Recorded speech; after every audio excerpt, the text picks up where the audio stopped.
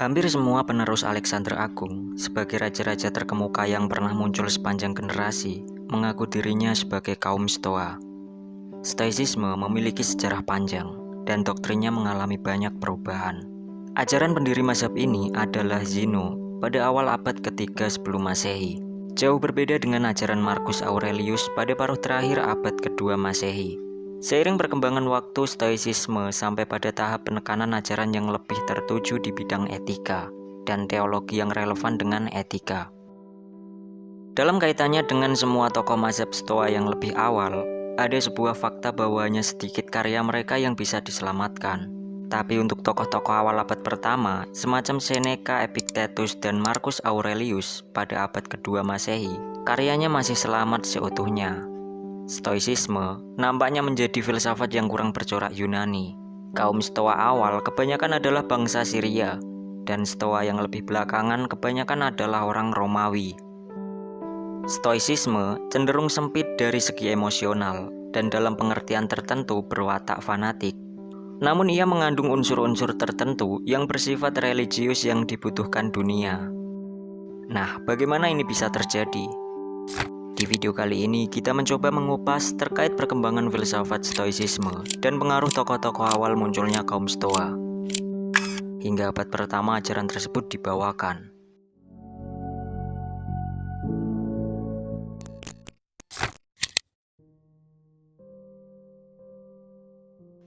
Zeno adalah orang Phoenicia, dilahirkan di Citium, kawasan Cyprus. Pada suatu saat di paruh terakhir abad keempat sebelum Masehi, ada kemungkinan keluarganya berkecimpung dalam perdagangan. Hal inilah yang kemudian membawa Zeno pergi ke Athena untuk pertama kalinya. Saat berada di Athena, ia lantas berminat mempelajari filsafat. Ia merasa cocok dengan pandangan-pandangan kaum sinis yang dibawakan oleh Diogenes, ketimbang pandangan filsafat mazhab lainnya. Di sisi lain, para pengikut Plato menuduhnya menjiplak ajaran di Akademi Plato. Akademi Plato meyakini jika Socrates adalah nabi utama kaum Stoa di sepanjang sejarah mereka. Hal itu dikarenakan mereka melihat sikap Socrates ketika diadili, penolakan untuk melarikan diri, ketenangannya menghadapi maut, dan keyakinannya bahwa si pelaku ketidakadilan akan lebih melukai dirinya sendiri daripada korbannya.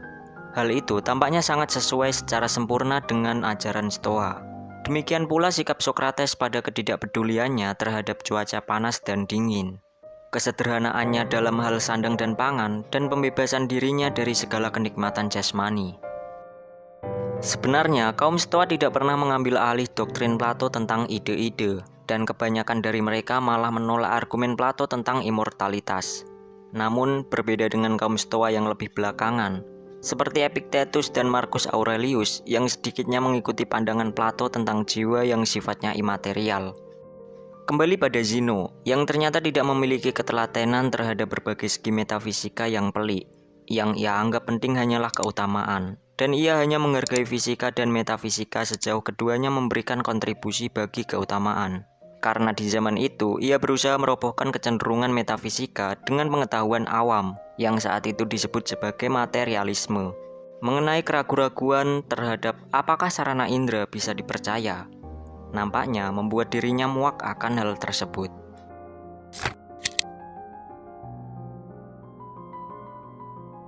Ajaran utama yang dipegang teguh selamanya oleh mazhab Stoa berkaitan dengan alam dan kehendak atau kebebasan manusia. Zeno percaya bahwa tak ada sesuatu yang disebut kebetulan, dan bahwa jalannya alam sudah ditetapkan secara ketat oleh hukum-hukum alam. Menurut kaum Stoa, segala sesuatu yang terjadi sudah pernah terjadi sebelumnya, dan akan terjadi lagi, bukan hanya sekali melainkan berulang kali tanpa kesudahan. Bagi kaum Stoa, Tuhan tidak terpisah dari dunia, ia adalah jiwa dunia, dan kita semua memiliki sebagian dari api ilahi. Segala sesuatu adalah bagian dari satu sistem tunggal yang disebut alam. Kehidupan individu akan baik jika selaras dengan alam, sebab hukum alamlah yang melahirkannya. Namun dari segi lainnya, hidup manusia hanya akan selaras dengan alam jika individu diarahkan pada tujuan-tujuan yang termasuk tujuan alam. Menurut kaum Stoa, keutamaan terkandung dalam kehendak yang seirama dengan alam. Dalam kehidupan manusia individual, keutamaan adalah satu-satunya kebaikan. dan berbagai hal seperti kesehatan, kebahagiaan, kekayaan tidaklah berharga. Kenapa demikian? Karena keutamaan terdapat dalam kehendak manusia. Maka segala sesuatu yang memang baik atau buruk dalam hidup manusia hanya tergantung pada dirinya sendiri. Manusia bisa saja menjadi melarat, namun apalah artinya melarat? Ia toh bisa bersikap utama. Maksudnya di sini, manusia memiliki pengendalian diri atas kehendaknya terkait keutamaan. Namun dalam hal ini ada syarat untuk bisa mencapai keutamaan tersebut, yakni melepaskan dirinya dari nafsu-nafsu duniawi.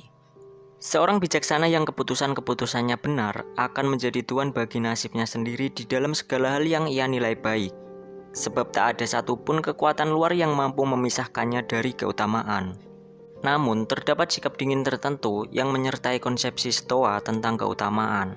Karena bukan hanya nafsu-nafsu buruk yang dikecam, namun semua nafsu. Seorang bijaksana tidak akan merasakan simpati ketika istri atau anak-anaknya meninggal. Karena ia menganggap kejadian itu bukanlah kendala bagi keutamaannya sendiri. Pada intinya, ajaran ini menekankan bahwa tak ada yang lebih penting bagi dirimu kecuali keutamaanmu sendiri. Sebab seorang Stoa tidaklah bersikap utama dengan maksud untuk berbuat kebaikan, namun berbuat kebaikan agar menjadi utama.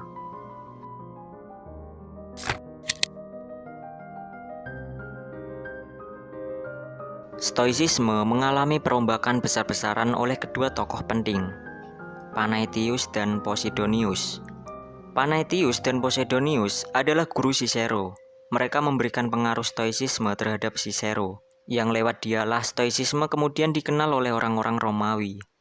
Singkatnya, kemudian sampailah pada 3 tokoh yang lebih terkenal secara sejarah dibandingkan tokoh-tokoh awal Stoicisme. Ketiga tokoh itu memiliki kaitan dengan Romawi, yakni Seneca seorang menteri, Epictetus seorang budak, dan Marcus Aurelius seorang kaisar.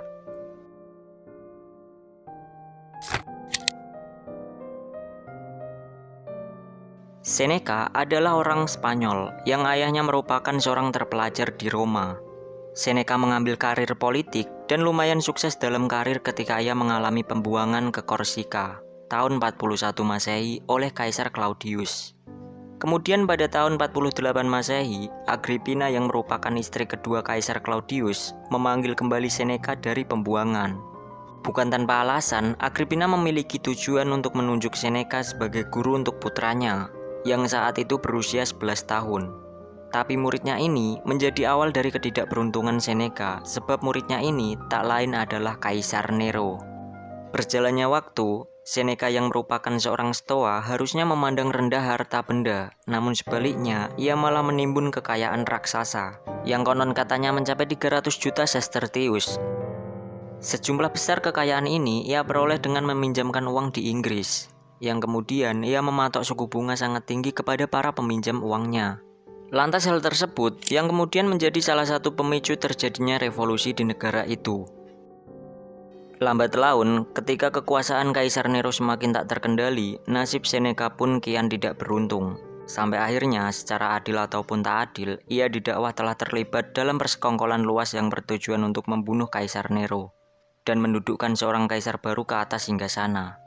Namun, mengingat pengabdian Seneca sebagai guru dan menteri utama bagi Kaisar Nero, dengan murah hati ia diizinkan untuk melakukan bunuh diri pada tahun 65 Masehi. Akhir hayat Seneca nampaknya cukup layak dikenang. Pada mulanya, begitu Seneca mengetahui keputusan sang kaisar, ia pun mulai menyusun surat wasiat. Namun sepertinya ia tak diberi izin untuk membuat surat wasiat tersebut. Lantas karena itu, ia memutuskan untuk menjumpai sanak keluarganya yang sedang berduka. Di sana, Seneca lalu mengatakan, "Tak perlu khawatir, aku wariskan pada kalian sesuatu yang jauh lebih berharga daripada harta duniawi. Ialah teladan hidup yang utama." Dan juga pidato lainnya yang kemudian dari pidatonya itu dicatat oleh sekretarisnya. Sehingga di kemudian hari, reputasi Seneca dipandang baik dalam petuah-petuahnya yang terpuji sebagai seorang Stoa, daripada perilakunya yang sama sekali tak mencerminkan dan agak meragukan.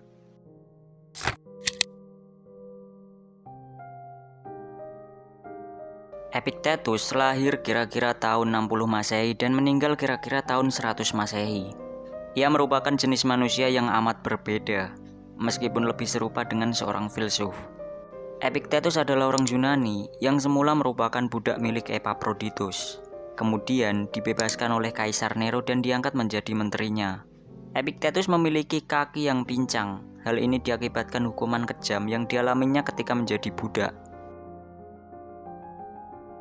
Ciri yang menunjukkan ketulusan dan kesederhanaan tampak sangat menonjol dalam tulisan-tulisan yang merekam ajaran Epictetus. Moralitasnya sangat mulia dan tidak berwatak duniawi, karena pada waktu itu mereka dihadapkan dengan tugas utama, yakni melenyapkan kekuasaan tirani. Dalam sejumlah hal, ajaran Epictetus bisa dilihat dari pandangannya terkait persaudaraan antar manusia, dan dalam ajarannya tentang kesetaraan derajat kaum budak, yang dimana ajarannya itu tampak lebih unggul dengan ajaran manapun. Epictetus hidup dan mengajar di Roma sampai tahun 90 Masehi. Karena setelah tahun tersebut, seorang kaisar bernama Domitian menyatakan bahwa dirinya tidak menyukai para cendekiawan, sehingga ia mengusir semua filsuf. Selanjutnya, Epictetus mengundurkan diri dan pergi ke Nikopolis di Epirus, di mana sesudah sekian tahun mengisi waktunya dengan menulis dan mengajar, ia pun wafat.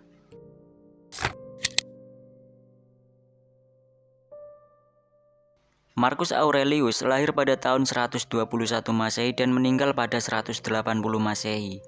Ia tampil sebagai stoa dari golongan sosial yang lain. Ia adalah putra angkat Kaisar Antonius Pius yang baik hati, dan tak lain merupakan paman sekaligus mertuanya. Sampai kemudian Marcus Aurelius menggantikannya sebagai kaisar pada tahun 161 Masehi. Sebagai kaisar, ia mencurahkan dirinya menuju keutamaan stoa. Ia harus banyak menambahkan jiwanya sebab kekuasaannya pada waktu itu tertimpa bermacam bencana. Mulai dari gempa bumi, wabah penyakit, perang yang berlarut-larut, sampai pemberontakan militer. Marcus Aurelius memiliki karya yang ia susun untuk dirinya sendiri. Karya itu kemudian diberi judul Meditasi. Dan tampaknya ia tak berminat jika karyanya diterbitkan. Sebab di dalam karyanya memperlihatkan perasaannya betapa tugas kemasyarakatan itu sangat berat dan bahwa ia mengalami rasa bosan yang begitu menekan. Putra satu-satunya yang bernama Commodus yang menggantikannya nantinya berubah menjadi salah satu kaisar paling buruk di antara banyak penguasa yang jelek. Namun ketika Marcus Aurelius masih hidup, ia berhasil menyembunyikan perangai buruknya tersebut. Sedangkan istri Marcus Aurelius yang bernama Faustina barangkali secara tak adil didakwa melakukan perbuatan tak bermoral, namun Marcus Aurelius tak pernah mencurigainya. Di samping itu, Marcus Aurelius menganiaya orang Kristen sebab mereka mengingkari agama negara yang ia anggap penting dari segi politik. Dalam semua tindakannya, ia bersikap cermat, namun pada umumnya ia sebenarnya gagal. Ia adalah tokoh yang malang karena telah menyingkirkan berbagai hasrat duniawi. Namun ada salah satu hasrat yang ia anggap paling menggoda, adalah keinginan untuk hidup di sebuah dusun yang tenang. Tapi keinginannya itu tak pernah kesampaian.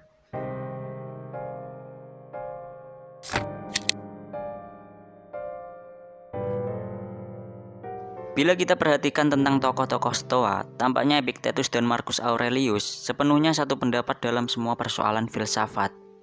Hal ini ditunjukkan dari adanya persamaan lingkungan individual, walaupun dalam segi lingkungan sosial berbeda antara kaisar dan budak. Etika Stoa sepertinya sangat sesuai dengan zamannya Epictetus dan Marcus Aurelius, sebab ajarannya lebih berupa penabahan diri ketimbang harapan. Bila dilihat gambar kondisi sosial mereka, tidaklah seindah gambaran penampilan luar mereka. Gampangnya, bisa dilihat bahwa berbagai sumber mengatakan tentang kemegahan kota-kota yang sebenarnya dikuasai oleh segelintir kalangan dengan dasar hukum yang rapuh. Dan sebagian besar penduduk kota lainnya hanya memperoleh penghasilan pas-pasan atau bisa dikatakan keadaannya sangat melarat. Artinya ada kesenjangan sosial yang sangat kentara pada waktu itu. Maka dari itu, Epictetus mengatakan kita adalah narapidana yang berada dalam tubuh jasmaniah. Serupa dengan itu, Marcus Aurelius juga mengatakan, engkau adalah jiwa kecil yang terbebani tubuh. Oleh sebab itu, kaum Stoa memberi solusi bahwa di dalam tubuh kita terdapat sifat ketuhanan. Karenanya semua manusia adalah saudara. Maka hendaknya kita tak mengatakan, aku orang Athena atau aku orang Romawi, melainkan aku warga alam semesta. Kenapa demikian? Misal, jika engkau mengatakan bahwa dirimu adalah anggota keluarga Presiden Jokowi, pasti engkau akan merasa aman dengan keadaanmu. Maka dari itu, begitupun dengan ungkapan aku warga alam semesta, kiranya akan membuatmu aman juga, karena engkau termasuk anggota keluarga Tuhan.